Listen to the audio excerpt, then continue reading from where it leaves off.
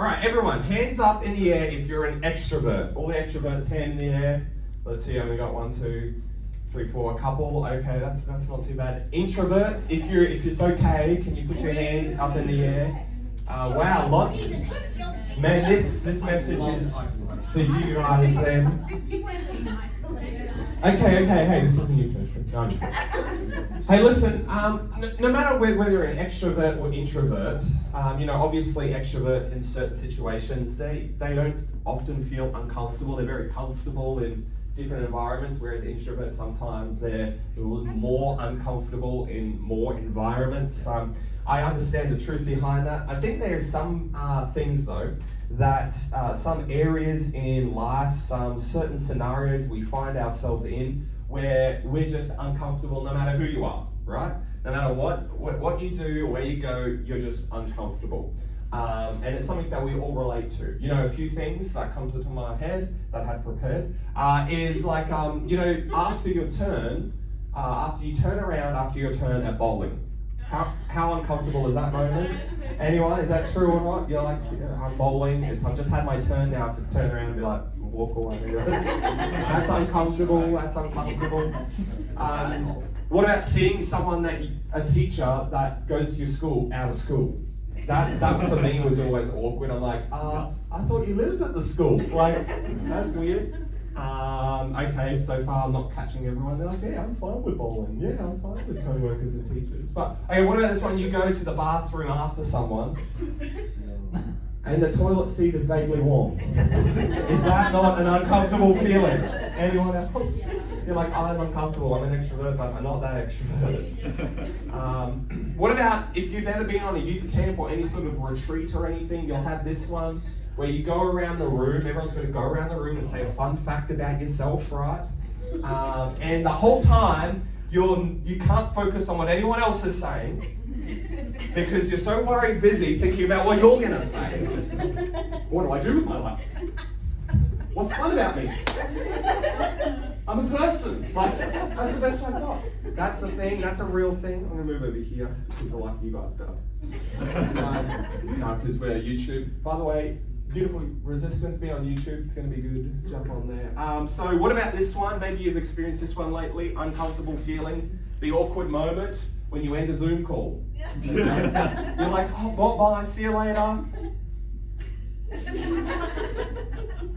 If they're old, they always look up. With looking down, you can just look straight on it. Press the button with the microphone on it. Anyway, that's awkward. Probably for me, the most uncomfortable feeling that I ever get is when I'm walking through the shops, right? Get ready on that. When I walk through the shops and I walk through the doors and I can see, maybe like 20 meters away, the clipboard guy. You know the clipboard guy? The guy who wants to sell you something. He wants you to save the whales, save the lifesavers, save the Amazon forest. He wants you to save his mum or save his commission or whatever it is. And for me, anyone else feel uncomfortable with these people? Yes. I'll give a good tip, a good hack. You just pull out your phone and you just hold it up to your ear and you start walking past it pretending you're on the phone. Yeah, okay, and then put it away. I've done that before. Roll that clip. This is maybe just going to remind us just how uncomfortable that very moment is. Oh, I'm so excited our mall finally got A&M. Hello, credit card debt. Guys, get down! Okay. That was close. What is wrong with you? There's a kiosk right in front of A&M. So tall. It's worse than I thought. He's selling hand lotion. Because the more useless the product, the more aggressive the salesman. It's kiosk Darwinism. So I think you're being overly dramatic. That guy's really good. I don't even have hands.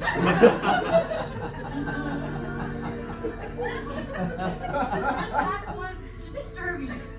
What do we do? I'll go. No. Don't worry, I'll be back, but not before I get you that adorable spring jacket and matching blouse. I'll walk you through it, Jeremy. What's your number? You know my phone number? We've been friends since the 2nd grade. It's a new phone. You've got everyone else's number. Okay, guys, let's just do this. Fine. All right, buddy. Stay sharp. Oh, so now I'm your buddy, huh? Stay focused. Whatever you do, do not make eye contact. Look to the sides. The sides are your friends. Let your eyes linger in the wings. Okay, good job. Don't avert your eyes, Jeremy. Avert them. You have to keep moving your legs, though, Jeremy. Keep moving. Lotion? You there? Talk to me, buddy. You still with me, buddy? Say something. Jerry, baby, are you okay? Happens so fast. Going in. No, it's not worth it. There's a 2-for-1 sale on skinny jeans. It's totally worth it. If I don't make it, I want you to have my 15% off loyalty card. Don't you say that. You're gonna be fine. But I will keep it. You there, Adam? Roger that, Gold Leader. Okay, now whenever you do, avoid his gaze. Also, love the name Gold Leader. Let's make that a thing. Hey, I think I'm gonna make it. I see the entrance. It's so close. Excuse me, sir. Can I interest you in a free lotion sample? Ignore him, Adam. I repeat, do not take the sample. But it's free.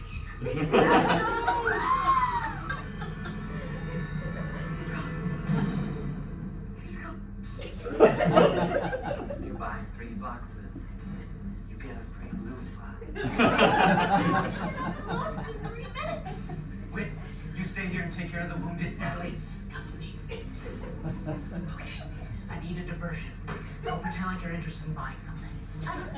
You can do this. I just need 20 seconds.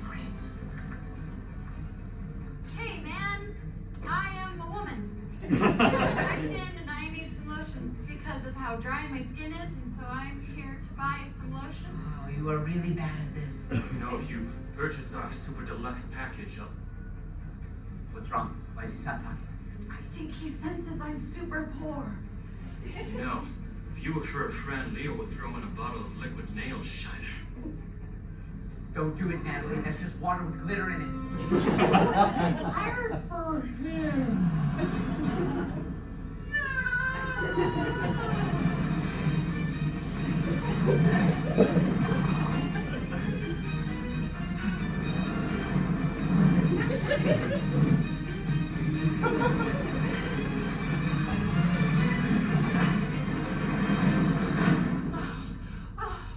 Can I help you find anything?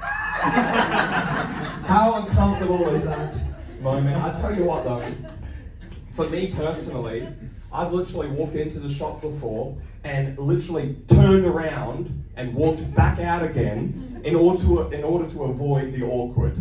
And I think, you know, this is true because oftentimes in life we feel uncomfortable, right? We get in uncomfortable situations. And I think as people, as humans, we will do just about anything to avoid the awkward or to resist uncomfortability. I remember recently I walked into a coffee shop, and maybe you can relate to this, and I was standing in line at the coffee shop, and all of a sudden I began to feel this tingle in my throat, and I'm like, oh man, I've got a cough. Like, this is not good, I've got a cough. And how many know that's illegal these days? You cannot cough, sneeze, make any sort of projectile bodily function. Oh, weird. And I'm like, I've got a cough, what's going on here? And I'm standing there, and I will literally hold in a cough and die on the inside to avoid the feeling, the uncomfortable feeling of people looking at me. We will do just about anything to avoid the awkward and the fear of the uncomfortable because oftentimes those things will actually hold us back from doing the things that we are actually supposed to do. In the same way, I will literally walk away from the shop I want to go to because of a potentially uncomfortable situation. It goes deeper than that though. It doesn't just relate, we don't just avoid doing things on a surface level, but sometimes that same attitude can creep into our faith. It can creep into the fear can creep into the thing that God has actually called us to do. Listen, this is a truth for us. Our need to seek out comfort will actually hinder the call of God to reach people for Jesus. The need to seek out something comfortable will hinder the call that God has over every single one of us to reach people for Jesus. I can't even imagine what it was like for Gabriel to come and talk to me, a teenage Kieran who had no interest in God, no interest in anything, was just at church because that had to be. I can't imagine what was going through his mind, the uncomfortableness of having to talk to this teenage guy that didn't want nothing to do with God but yet he was willing to step into a place of uncomfortability, to step and feel the awkward in order to reach and share the gospel with somebody. Can I tell you, as Christians, as people who we need to step out and be okay with the uncomfortableness in order to reach someone for Jesus. Did you know that there are 3,895 non-Christian people within a 10-kilometer radius of where I'm standing right now? There are 3,895 people within a 10-kilometer radius of this very building, this church, who don't know Jesus and who will never be reached because their Christian friends care more about their own comfort than their friends' eternal destiny. Man, that's got to come down on our hearts like a bag of bricks, because we're called to reach people with the message of Jesus. And I don't want to get caught up in comfort and miss the call of God on my life to bring the message of Jesus to those that are hopeless, those who are broken, and for those who need it. And that is what happens when we submit and fall into the compromise of comfort. That's the title of this last message of Beautiful Resistance, the compromise of comfort. Listen, if we are gonna see a church, see a group of people here who actually have experienced real life change,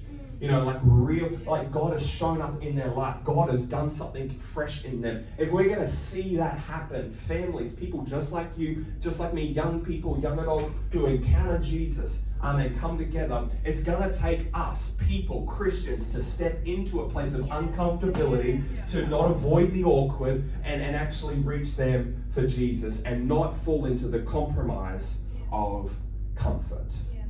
So we feel uncomfortable all the time. And oftentimes when we say from the front or in church or somewhere, hey, why don't you talk about Jesus or invite someone to church? I get that you feel uncomfortable with that. So do I. Like, that's a normal thing that we all feel. But I want to encourage you that we're not the first Christians to feel uncomfortable when it comes to this area for reaching people. The Apostle Paul, you guys know him, he went through extreme uncomfort in order to reach people for Jesus. He went through this extreme awkward phase of his life and different areas where he was trying to reach people for Jesus. And we're going to look at the scripture here in, let's get a bit of energy in the room, 1 Corinthians. We'll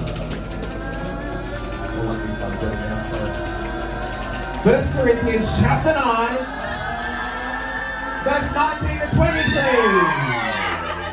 This is Paul talking, right? And this is the message. He says, even though I am free of the demands and expectations of everyone, I have voluntarily become a servant to any and all. Someone say any. Any. Someone say all. All. In order to reach a wide range of people, religious, non-religious, meticulous moralists, loose living immoralists, the defeated, the demoralized, whoever.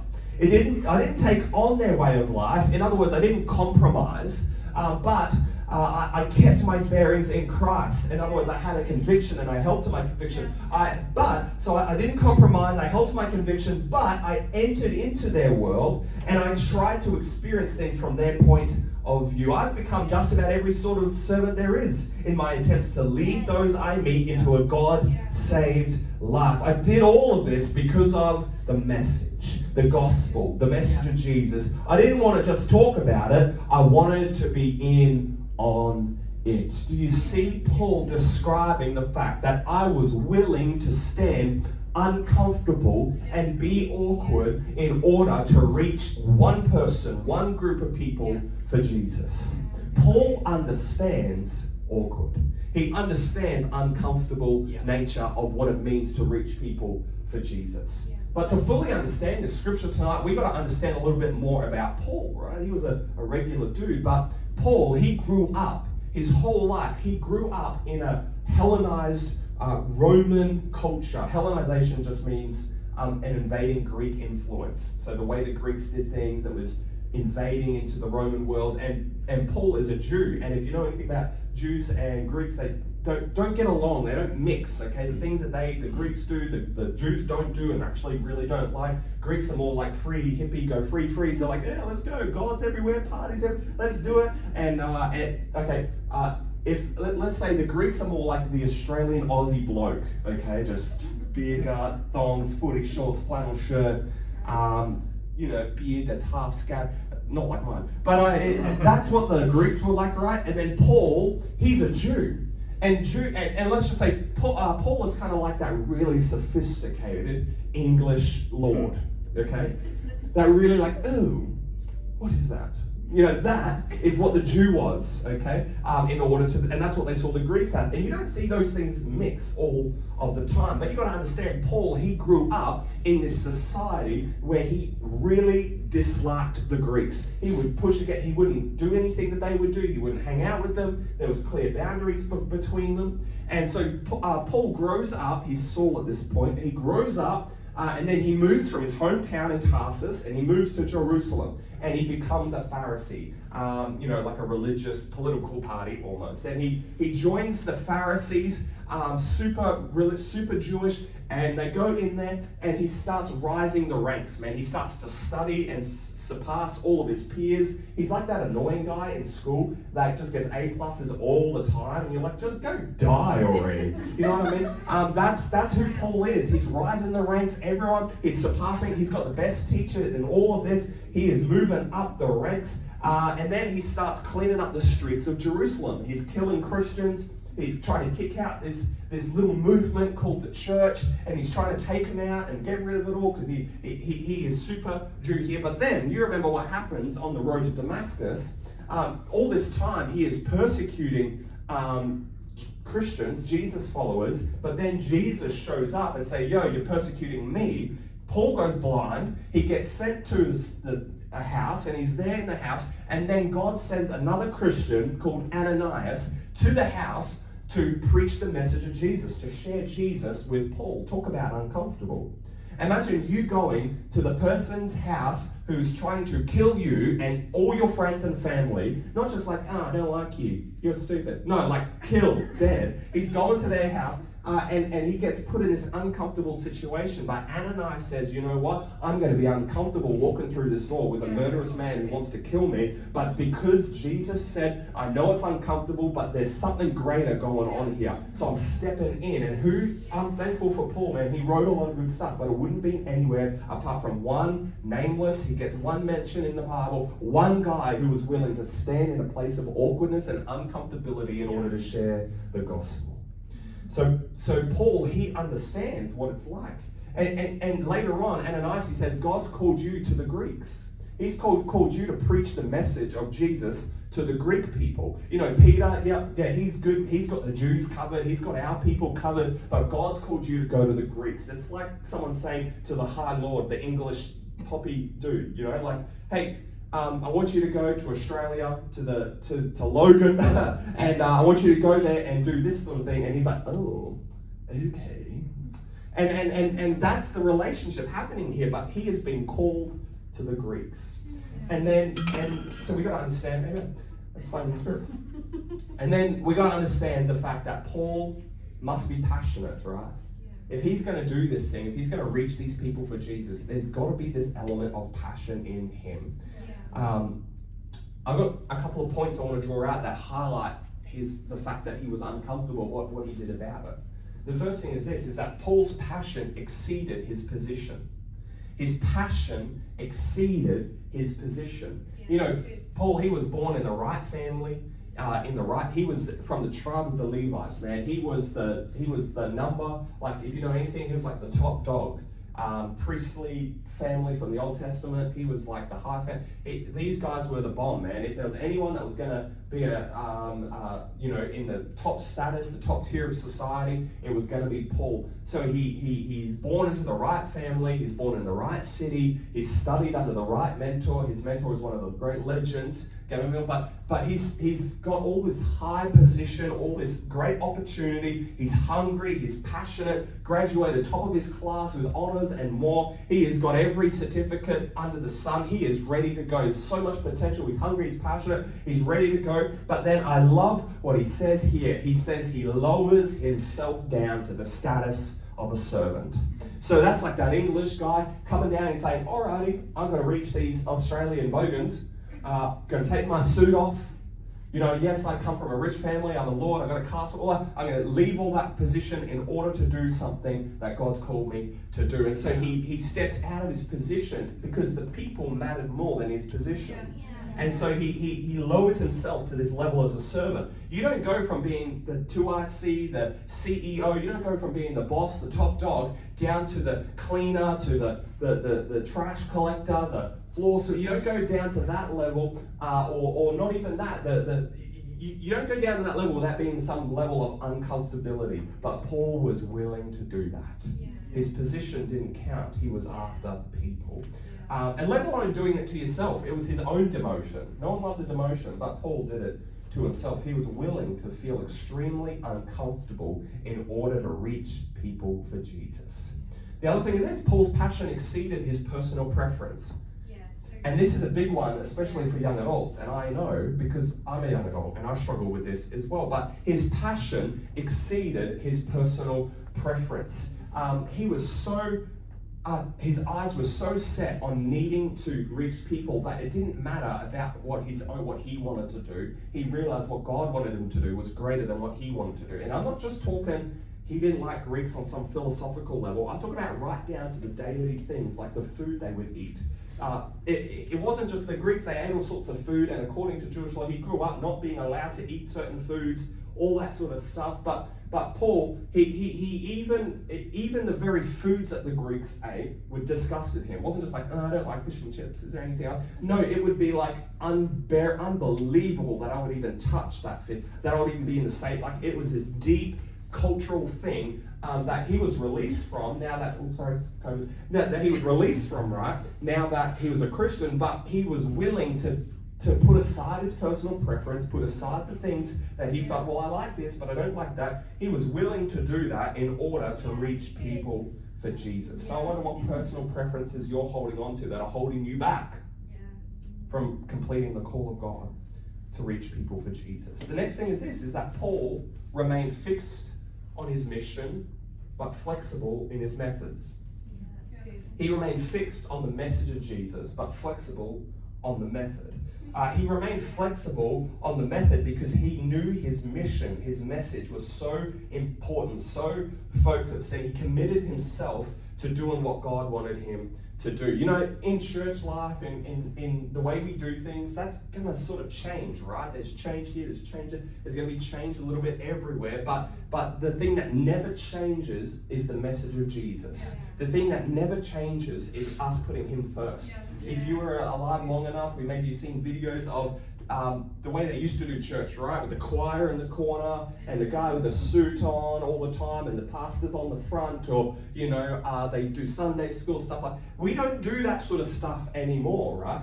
But the message is the same. I'm still preaching Jesus. We're still pointing to him in the same way. I'm not doing it in a suit and a tie with a big choir or something like that. We don't do it like that anymore, but it means whatever the method is, whether it's through theater, the message of Jesus, whether it's through film, the message of Jesus, whether it's through artwork or design or video or production, or whatever level it is, the message of Jesus, whether it's through social media, the message of Jesus. No matter which the method is, whether it's through a watch party, the Australia's largest watch party, or it's on a stage with it, the method is inconsequential, but the message remains the same. Yeah, good. Because Paul's out to win, man. He ain't going to settle for nothing. He's out to win people for Jesus. Yeah. Paul's like Essie playing board games. He will cheat if he has to. He will cheat the game in order to win. Like Paul will do that. He will not do things. He will bend the rules in order to meet and win people for Jesus. So what does this mean for you guys? What does this mean for us, man? So we feel uncomfortable. We get that happens. What else? Paul felt uncomfortable, like more than we would ever feel uncomfortable. Like you got to understand just how crazy the headbutt of those two culture clashes was. But Paul submitted and he was passionate enough. So for us, I want you to leave with this one thing. I'm going to give you a couple of practical handles to walk away with tonight, so you can put this into practice. I don't want it just to be a nice thing you listen to. We've got to actually do this, hear this, live this. If there's one thing I want you to walk away with is this, is that you must be willing to be uncomfortable in order to reach your friends for Jesus. You've got to be willing to be uncomfortable to meet and reach your friends for Jesus. You know, we've been talking a lot about a new season over the past 12 to 18 months at Good News. It's true, we've been talking about a new season, and we can show up to church on a day like today and be like, man, look at everything's going on, man. We're in a new season. New floors, new paint on the walls, new auditorium being built, new stage, new kids ministry, a new pastors, man. It's a new season. God, they weren't joking. Everything's going great. There's a cool bench. It's an amazing new season. But can I encourage you, that's only half of the story. A new season isn't just about a fresh coat of paint on the walls. It's about a change of heart inside of you. The new season actually needs to be in you. And a new season to say, you know what? I'm not settling for not reaching people for Jesus. I know it's going to be uncomfortable, but it's more than that. It's bigger than that. Who cares? So what? Big deal. Embrace the awkward. Step into the uncomfortable. That is how the kingdom is advanced. That is how people are saved. That is how it happens. This is for everyone. So don't worry about your age, your phase, your stage in life, your position in life. This is for everybody. Paul, he could have clung to his past as a Pharisee, or he could have clung to his right as a new apostle, but he laid aside both of these things because they often hindered him from reaching people for Jesus. In other words, the goal is always more important than the role. Doesn't matter what your role is, doesn't matter what you do or where you're in life, no matter if you're at school or working, or it doesn't matter, the goal is always greater than the role. You don't have to be a pastor or a team or staff or something like that. The goal is always more important than the role. So what I want you to do is some practical things. You can write these 3 things down. These are going to be practical. I'm going to fly through them for you. The first one is this: build bridges. Build bridges with people. First of all, have some non-Christian friends. That's a good start. If your whole world, your whole everything that you do is church friends, get some new friends. Not your best friends. Your best friends should be Christians. That's what I think. But get some friends. A lot of us, we're in school, so man, friends on demand. That's easy. So get some friends. You know, for most of us, hopefully. But build some bridges. Build bridges. In other words, find common ground between them. Find common ground, something that you can connect with them. Don't come out blazing straight away, thus says the Lord! You know, don't just come preaching straight away. Build common ground. That's what Gabe did with me as a teenage boy. He found common ground with me with film and video and editing and stuff, and that developed a relationship. And through that bridge that he built between us, he was able to lead me along to Jesus. He was like, come, let's hang out, let's do this. And I'm like, what is this weird chili eating chip, dare ice coffee drinking, what movie directing, trivia, Wikipedia, what is this, God? But there was a bridge that was built, and he was just slowly walking me along. It was called pre-decision discipleship. Building bridges. Build bridges with them. The next thing you can do is add value to their life first. Like I said, before you say Jesus is the Lord, you must repent and be saved, and they say, what must they do to be saved? You know, before that happens, add value to their life first. Encourage them first. Maybe share a scripture over them first. Maybe just pray for them first. Add value to their life first. Send them a link to a sermon or to a preaching clip or a worship song and say, man, I was thinking of you. Just encourage them. I was saying this morning that in church, right, we have been over-encouraged. In other words, we're so used to people encouraging us. Man, that's a great jacket. Man, I love those shoes. Bro, that's a nice shirt. Man, just the way you were worshiping. Oh, great worship leading, Libby. That was amazing. You know, it's going to be awesome. One day, God's going to use you. And we're so encouraged. And we're like, oh, that's awesome. Yes, thank you, God. But out there, they're encouragement starved. They don't get encouraged. People don't encourage them out of the blue. So maybe just start by encouraging them, adding value to their life. But here's the thing. Paul says, I entered into their world, but I remain my bearers in Christ. So I entered into their world, but I didn't compromise, all right? Oh yeah, I'm going to go hang out with them at the party and drink, and then all of a sudden I'm going to be like, I'm a Christian, hello! Come to Jesus. No, it's not like coming in as a double agent where you're going to come in under the cover of darkness, Splinter Cell style, right? And just sneak in and then reveal, yeah, I'm a Christian, and Christians can do this because we're cool. Like, don't compromise. We're called not to come in under the cover of darkness. We're called to be a light in the world, salt of the earth. We're called to be people that will actually be an example and say, you know what? This is what it means to follow Jesus. So enter into their world, but be an example, not conforming, but allowing them to see you transformed and adding value in their life. Moving towards them before you lead them towards Jesus. Add value to their life. Finally, my last little point is make it natural. Make it natural. I always get this. So I work another job, you guys know that. And oftentimes they're like, oh, what else do you do? And like, what's your other job? They'll hear I'm doing something. And I'm like, oh, it's in that moment. Anytime someone asks me, oh, what do you do? I'm always like, okay, do I want to have this awkward, uncomfortable conversation where I say I'm a pastor? Because straight away, every time it's like, oh, I'm a pastor. And they're like,